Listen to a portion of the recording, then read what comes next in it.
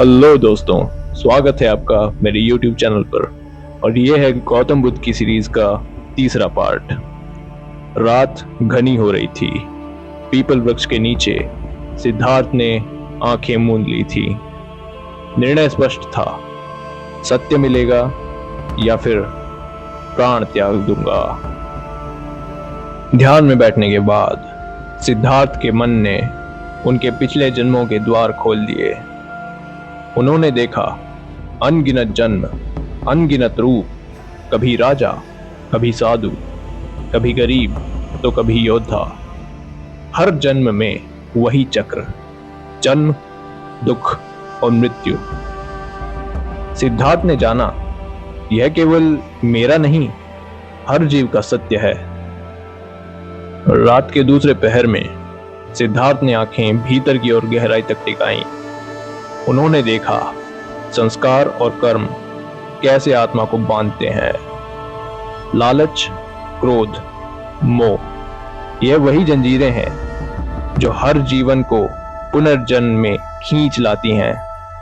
उन्होंने देखा यह संसार एक निरंतर चक्र है जिसे तोड़ने के लिए ज्ञान ही एकमात्र मार्ग है। तीसरे पहर में आकाश में चंद्रमा ढलने लगा। सिद्धार्थ ने प्रतीत्य समुत्पाद का रहस्य जाना। सब कुछ कारण और परिणाम से बंधा है। यदि कारण मिट जाए तो परिणाम भी मिट जाता है। यदि अज्ञान समाप्त हो जाए तो दुख भी समाप्त हो जाता है। यह वह क्षण था जब मन में पूर्ण स्पष्टता आ गई। यही है मध्य मार्ग, यही है मुक्ति। जैसे ही सुबह का तारा क्षितिज पर उभरा, सिद्धार्थ की आंखें खुली। वह अब सिद्धार्थ नहीं रहे, वह अब बुद्ध बन चुके थे, जागृत। उन्होंने भीतर कहा, अद्भुत है यह धरती, अद्भुत है ये जीव, सब में वही ज्योति है, बस अज्ञान ने उन्हें ढक रखा है।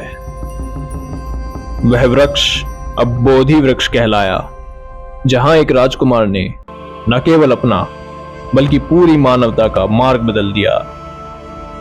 यह थी वह रात जब अंधकार टूटकर प्रकाश बन गया। ज्ञान प्राप्ति के बाद बुद्ध चुपचाप बैठे रहे।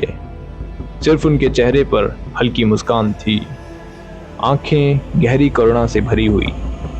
उन्होंने सोचा, यह सत्य इतना गहरा है, इतने सूक्ष्म है, लोग क्या इसे समझ पाएंगे?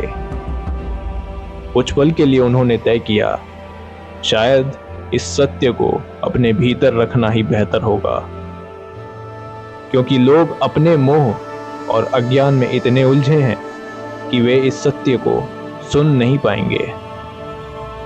पर तभी उनकी चेतना में एक प्रकाश उभरा। यह वही ब्रह्मदेव थे जिन्होंने निवेदन किया, महात्मन, ऐसे लोग भी हैं जिनकी आंखों में थोड़ी सी धूल है, जो सत्य की वर्षा को पीने के लिए तैयार हैं। बुद्ध का मन बदल गया।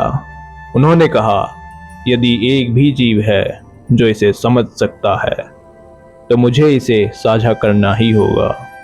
और इस तरह उन्होंने तय किया कि पहला उपदेश देने का समय आ चुका है। अगले एपिसोड में देखिए पहला उपदेश, धर्म चक्र प्रवर्तन, और क्या हुआ जब बुद्ध ने अपने पहले 5 शिष्यों को ज्ञान दिया।